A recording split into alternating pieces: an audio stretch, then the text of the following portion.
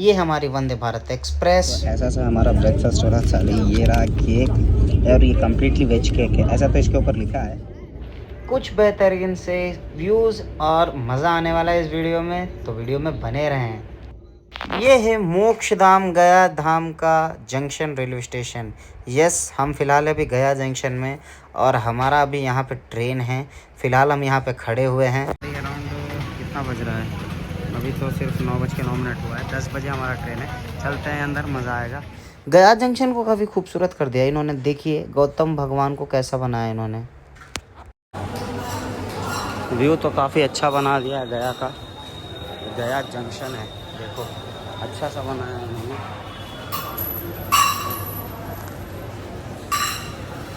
अभी हम फ़िलहाल प्लेटफॉर्म की तरफ बढ़ते हुए। गया ईस्टर्न सेंट्रल रेलवे का एक इम्पॉर्टेंट जंक्शन है, क्योंकि यहाँ से आपको कई सारी ट्रेन मिलती है।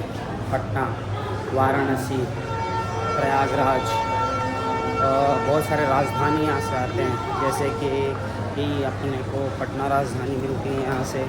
फिर यहाँ से साउथ की तरफ से के लिए भी बहुत सारे लाइंस बने हुए हैं ऑलरेडी। तो काफ़ी इम्पोर्टेंट जंक्शन रेलवे स्टेशन है गया। फ़िलहाल जो हमारी वंदे भारत है वो आएगी प्लेटफॉर्म क्रमांक 1 पे और हम हैं 8 पे। तो हमें बहुत ज़्यादा दूर ट्रैवल करना है अभी। तो एक वेटिंग हॉल नीचे था, एक वेटिंग हॉल यहाँ पे, ये दूसरा वेटिंग हॉल है। गया में भीड़ तो अमूमन रहता ही है, जैसे कि ये भीड़ दिख रहा है। इसके साथ साथ जब पितृपक्ष लगता है वो भीड़ दुगनी हो जाती है। देखिए अभी कितना भीड़ है।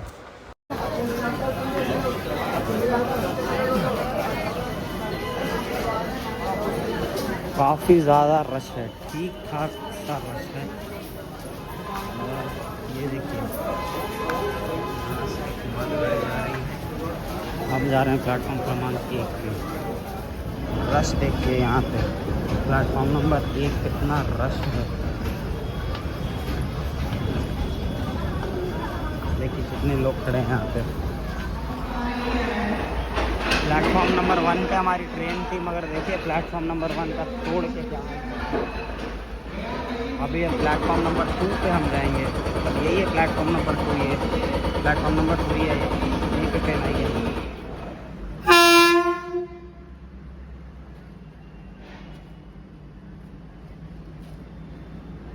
वाराणसी जंक्शन।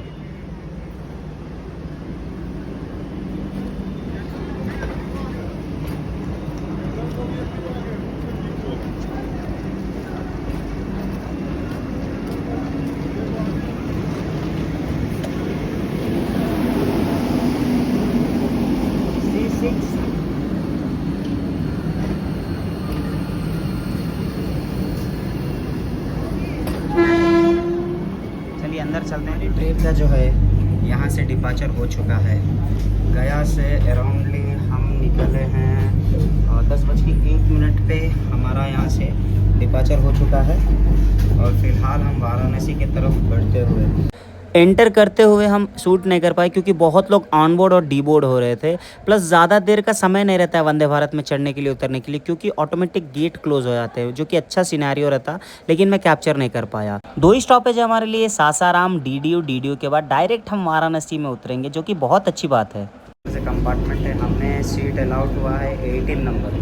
मेरे साइड तो विंडो है नहीं, पता नहीं हो भैया से एक बार बात करते हैं, विंडो देंगे तो शूट कर पाऊँगा, वरना देखते हैं कैसे होगा। फिलहाल तो मैं अंदर गया। अंदर जा कर के जो भाई साहब थे बगल वाली सीट पे यानी विंडो वाली सीट पे, बात किया उनसे, पर उन्होंने नकार दिया, यानी विंडो का सीट हमें नहीं मिल पाएगा। सीट पे बैठे हुए सिर्फ 2 मिनट भी नहीं हुए थे और अटेंडर भाई साहब ने आया और ये थाली हमारे सामने पकड़ा दिया। तो ब्रेकफास्ट आ चुका है हमारा, इसको अनरैप करते हैं। हमारे सीट पे बैठे हुए हम मील एंजॉय करेंगे, क्योंकि मील सर्व हो चुका है हमारा। और इसको एक बार ओपन करके देखते हैं क्या क्या है इसके अंदर। खुल जा सिम। हमने अनरैपिंग तो स्टार्ट कर दिया। वैसे इसके अंदर होगा क्या? 1 सेकेंड, निकल गया। चलिए इसको ओपन किया। ओके, इसके अंदर कटलेट मिला है। यस, ये कटलेट है। इसके साथ साथ ये देखिए, ये आलू फ्राई है शायद। ओके, ये हो गया। इसके अंदर क्या है इसको भी खोल के एक बार देखते हैं। सो ऐसा सा हमारा ब्रेकफास्ट हो रहा चालू। ये रहा केक, और ये कम्प्लीटली वेज केक है। ऐसा तो इसके ऊपर लिखा है वनीला मक्खन, और ये तो ब्राउन ब्रेड है, 2 कटलेट है, और उसके साथ साथ फ्राइज है। देखते हैं, खा करके टेस्ट करके देखते हैं कैसा है, अच्छा है कि नहीं।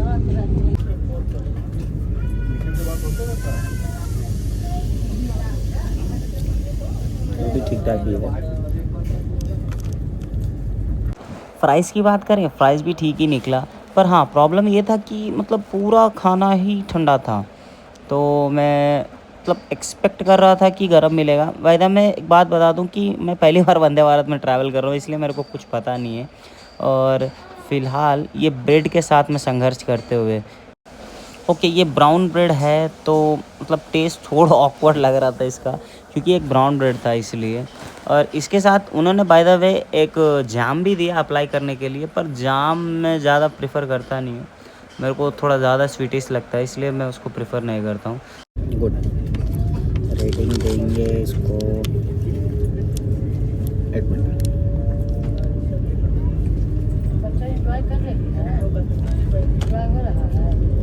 5/3 यस। अच्छा, आप लोग कमेंट्स करके ये बताओ कि ब्रेड के साथ जाम खाना पसंद करते हो या खाली ब्रेड ही अच्छा रहता है। मैं जैम भी नहीं निकाल पा रहा था ढंग से, उसमें मेरे को लग गया टाइम, और जाम निकल गया वैसे फाइनली। ओके तो अब बाइट करते हैं एक बार। ओके ये देखिए जाम लगाया भी नहीं ढंग से मैं क्या हालत है मेरा। वैसे हाँ जाम के साथ भी ठीक ही लग रहा था, अच्छा ही है। फिनिश्ड एंड पैक्ड, खाना ख़त्म। इसके बाद आने लगा नींद। देखिए मैं थोड़ा सा अनकंफर्टेबल हूँ, क्योंकि थोड़ा देखिए ज़्यादा झुक गया हूँ मैं, या मुझे करने नहीं आ रहा है, इसमें एडजस्टमेंट भी होता है क्या नहीं पता नहीं। फ़िलहाल तो मैं जा रहा हूँ सोने, और सोने के बाद देखते हैं। वंदे भारत की जो सबसे अच्छी स्पेशलिटी मुझे लगती है कि एक ही स्पीड पे ट्रेन भागते रहती है। अभी फ़िलहाल हमारी ट्रेन जो है 130 किलोमीटर पर आवर की स्पीड पे चल रही है, और धड़ाधड़ हम अग्रसर होते हुए सासाराम के तरफ। जैसा कि मैंने पहले भी बताया था कि सिर्फ 2 ही स्टॉप है हमारा, एक सासाराम है और एक पंडित दीनदयाल उपाध्याय। ये 2 ही स्टॉपेजेस है, और सीधा वाराणसी जंक्शन पे हमें उतरना है।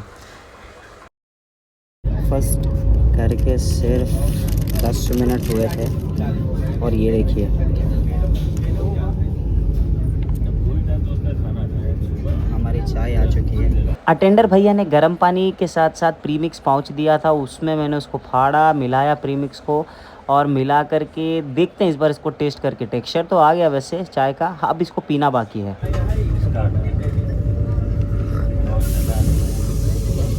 यस चाय अच्छी है।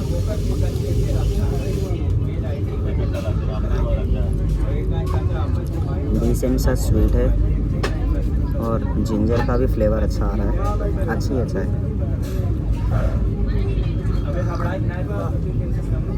फ़िलहाल हम सासाराम की ओर बढ़ते हुए, Sasaram around half an hour के अंदर आ चुका है। यानी गया में जब हम ऑन बोर्ड हुए थे तो शायद अराउंड 10 o'clock को हमारा ट्रेन वहाँ से मतलब हो गया था डिपार्चर, और 10:41 हो रहा है एग्जैक्ट टाइम अभी, और हम सासाराम की तरफ आ चुके हैं। मतलब हाँ अराउंडली हम सासाराम पहुँच चुके हैं।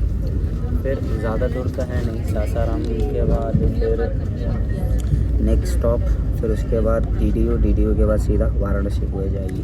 अराउंड 1 बजे हम उतर भी जाएंगे, ऑलरेडी 10:41 हो गया है। विंडो सीट ना मिले ना तो थोड़ा सा शूट करने में प्रॉब्लम होता ही होता है। अब जैसे कि भाई साहब को मैंने बोला कि भाई मेरे को शूट करना है, तो उन्होंने बोला कि ये मेरी सीट है, तो मैं बोला कम से कम वीडियो तो बनाने दो। तो उन्होंने हाँ यहाँ पे कोऑपरेट किया, बोला कि आप एक काम कीजिए फ़ोन मेरे को दे दीजिए। तो अभी फ़िलहाल भाई साहब शूट कर रही है सब सिनेरियो, और मैं बैठा हूँ उनके बाजू में। बात करते करते भाई साहब ने सोन रिवर को भी शूट कर लिया। सोन रिवर को गंगा का ही रूप माना जाता है, ये गंगा में से ही निकला है सोन रिवर, ऐसा माना जाता है। और फिलहाल सोन अभी सूखा हुआ है, बाय द वे सूखा ही रहेगा क्योंकि गर्मी का सीज़न है भाई, इसलिए सूखा हुआ है। तो हाँ सोन को हम अभी फ़िलहाल क्रॉस कर रहे हैं। ब्रिज भी अच्छा खासा लंबा है, और ये पूरा लैंड पानी से भरा होता होगा जब बारिश आती होगी, क्योंकि देखिए यहाँ तक वो जो मतलब रहता है ना जैसे पानी में डूबा हुआ एरिया वैसे ही दिख रहा है।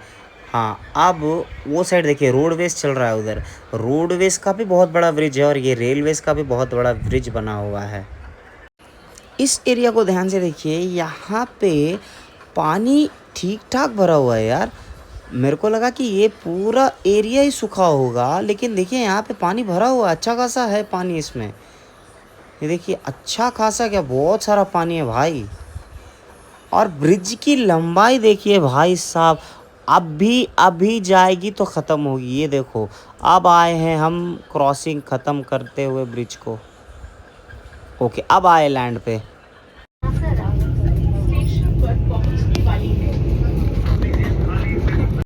चलिए भाई, वंदे भारत ने अनाउंस कर दिया कि अब हम सासाराम स्टेशन के तरफ पहुंचने वाले हैं। भाई साहब ये गुड्स ट्रेन मेरे को थोड़ा भी पसंद नहीं है यार, ये एकदम समंदर की तरह रहता है। ये एक बार आ जाए ना, उसके बाद कब ख़त्म होगा इसी के चक्कर में रह जाते हैं हम। तो अभी ये पार्ट को स्किप करते हैं भाई।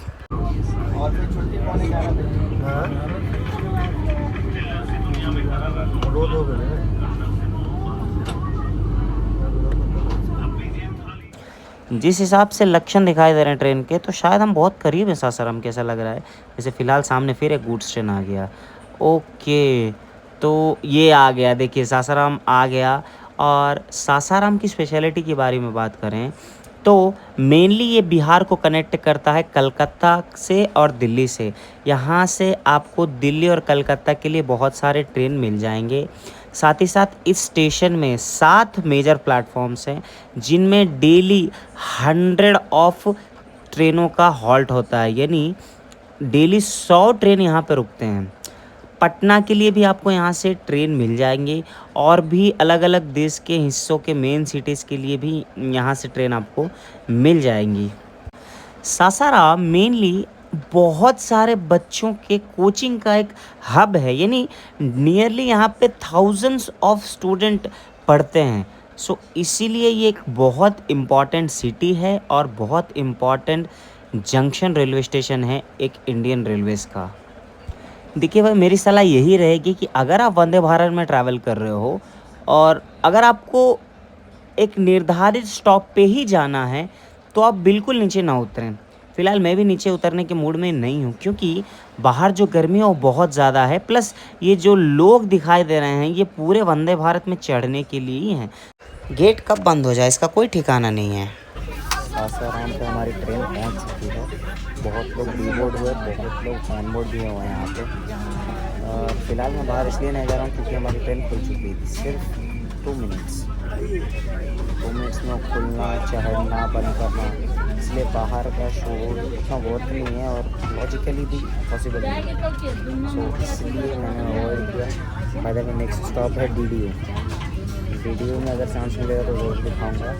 जा रहा हूँ फ़िलहाल सोने, थका हुआ हूँ। सो करके जब नींद खुलती है तब आपसे बात करते हैं।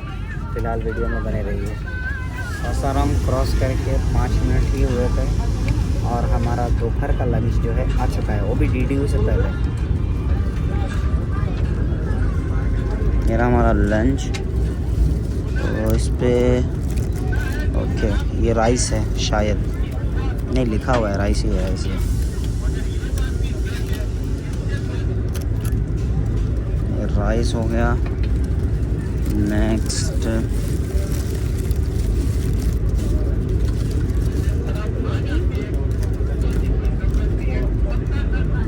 ओके, पनीर हो गया। ये पनीर हमने खोल लिया। ये क्या है, इसको एक बार खोल के देखते हैं। ये मेजरली मेरे हिसाब से दाल ही होना चाहिए। ओके, थोड़ा निकल जाए यार। ओके, निकाल लिया मैंने। यस, जैसा कि मैंने बोला था कि दाल होगा, ये दाल ही है। और इसके बाद इसको खोल के देखते हैं ये क्या है। ये निकल गया वैसे जल्दी ही।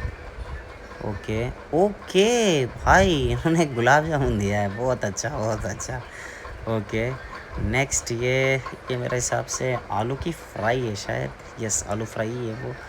और ये है शायद चपाती। 100% चपाती होनी चाहिए, क्योंकि ऑलमोस्ट ऑल आइटम्स निकल गए हैं। ये चपाती ही रहेगी मेरे हिसाब से। पलटते हैं इसको एक बार, पलट के देखते हैं। ओके, निकल जाए यार। यस, एज यूजुअल चपाती है वो। तो अब खाली टेस्ट करना बाकी है। फ़िलहाल क्या क्या मिला है हमें, राइस मिला है, दाल मिला है, फ्राई मिला है, गुलाब जामुन मिला है, रोटी मिली है और पनीर की सब्ज़ी। टेस्ट करना खाली बाकी है।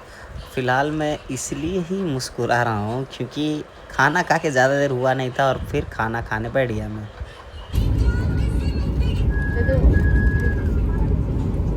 फिलहाल हम रोटी टेस्ट करते हैं।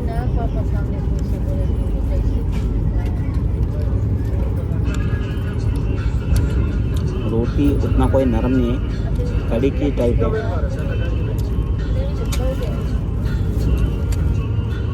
पनीर को एक बार टेस्ट करके देखते हैं। ग्रेवी तो ठीक ही था।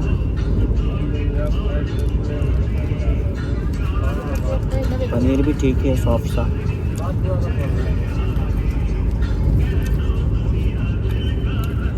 एक बार दाल में ट्राई करते हैं।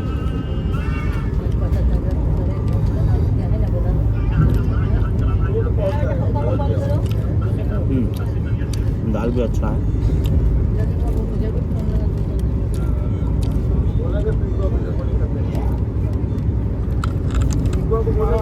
ये आलू फ्राई हो गया।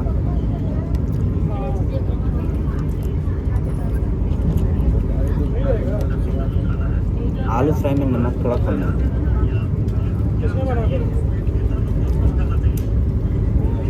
बाकी खाना तो डिसेंट सा अच्छा है। पहले फिनिश करते हैं खाना, फिर कंप्लीट रिव्यू देते हैं।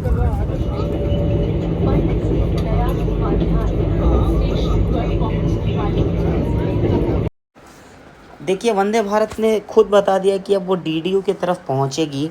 बाय द वे मैंने बताया था कि खाना खाने के बाद ज़रूर रिव्यू दूंगा, तो रिव्यू दे रहा हूँ फ़िलहाल तो, कि जो रोटी थे, रोटी ठीक ठाक थे पर उतने कोई ख़ास नरम नहीं थे। दूसरा रहा सवाल, तो फ्राइज़ जो थे, आलू की फ्राइज़, उसमें नमक कम था और बाकी सब ओवरऑल अच्छा ही था, खाना ख़राब नहीं था। मेरे को सबसे अच्छा जो लगा उसमें गुलाब जामुन एक नंबर का था। ए रेटिंग दे सकते हो आप गुलाब जामुन को। तो खाना अच्छा था भाई, मेरे को पसंद आया। और अभी तो हम फ़िलहाल डीडीयू में पहुंच ही रहे हैं।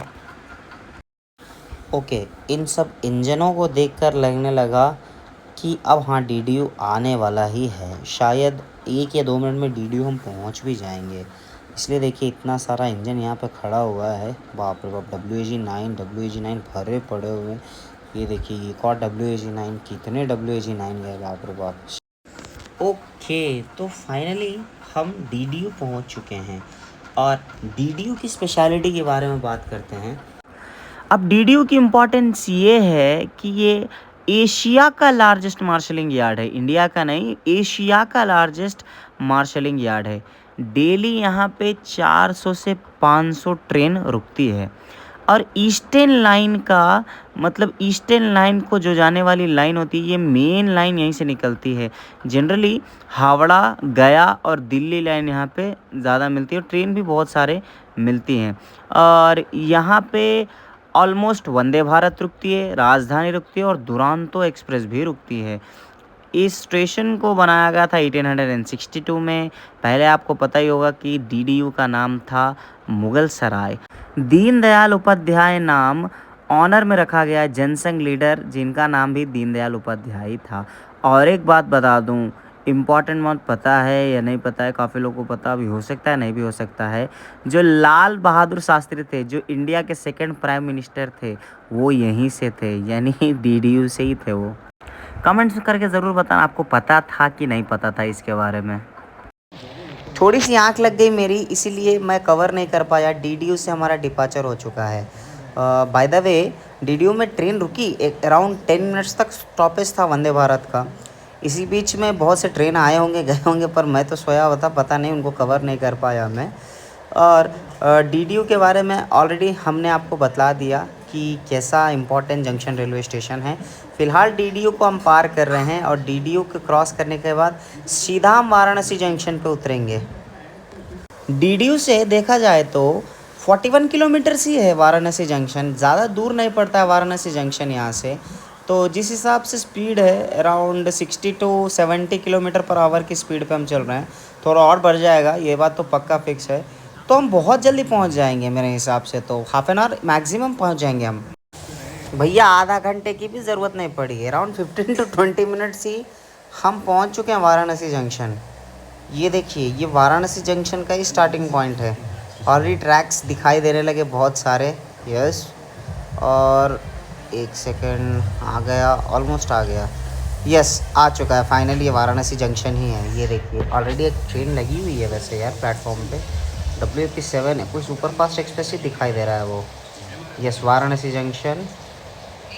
और ये कौन सा ट्रेन है ये पता नहीं चल रहा है मेरे को, और यहाँ से पढ़ने में भी थोड़ी दिक्कत हो रही है, पता नहीं कौन सा ट्रेन है ये। चलिए, हम वाराणसी तो पहुँच चुके हैं, अब इसके इम्पोर्टेंस के बारे में बात करते हैं कि वाराणसी जंक्शन इतना इम्पोर्टेंट है क्यों। तो वाराणसी कैंट प्राइमरी और बिजिएस्ट रेल हब है और उत्तर प्रदेश का एक मेजर सिटी भी है। ओवर 260 से लेके 300 ट्रेन्स डेली यहाँ से चलती हैं, ये भी बात याद रखना है, ठीक है। और अराउंड 11 प्लेटफॉर्म्स हैं यहाँ पे। ऐसे तो हर जगह के ट्रेन है, पर मेजरली दिल्ली और कलकत्ता को ये कनेक्ट ज़्यादा करती है। हम लोग डीबोर्ड हो चुके हैं फाइनली वाराणसी जंक्शन में। हमारा जर्नी ज़्यादा देर का तो कुछ था नहीं, अराउंडली 10 o'clock को हम लोग चढ़े थे और 1 o'clock को पहुँच गए, तो 4 hours का जर्नी था। 10, 11, 12, 1। सो इसी बीच में हमने पिया चाय, हमने किया ब्रेकफास्ट, हमने किया लंच, और हम पहुँच चुके हैं वाराणसी जंक्शन। यहाँ से हम जाएंगे काशी विश्वनाथ जी के लिए, देखते हैं कैसे जाएंगे, साधन कैसा है, कवर करते हैं। फिलहाल ये वीडियो को यहीं पे रोकते हैं और अगले वीडियो में मिलते हैं। तब तक के लिए अगर वीडियो पसंद है तो make sure to like, share and subscribe. उस पर कैसे जा सकते हैं हम? अभी ये चालू नहीं हुआ, अभी ट्रायल चल रहा है। अच्छा, ये रोप वे है जिसका ट्रायल चल ही रहा है मंदिर के लिए डायरेक्ट। हमने किया बोटिंग, जो कि काफ़ी मज़ा आया। वैसे बोटिंग नहीं किया, बैठा हुआ, वो मज़ा आया।